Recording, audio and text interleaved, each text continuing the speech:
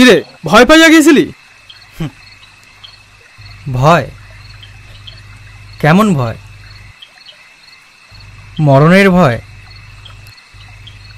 দেশের জন্য মরুম, এতে আবার ভয় কিসের? এটা তো একখান গর্বের বিষয়।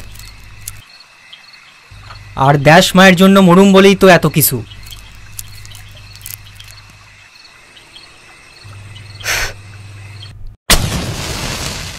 শঙ্করদা, যারা আমাগো রাতের ঘুম কায়রা নিছে, আমরাও তাদের রাতের ঘুম কায়রা নিব।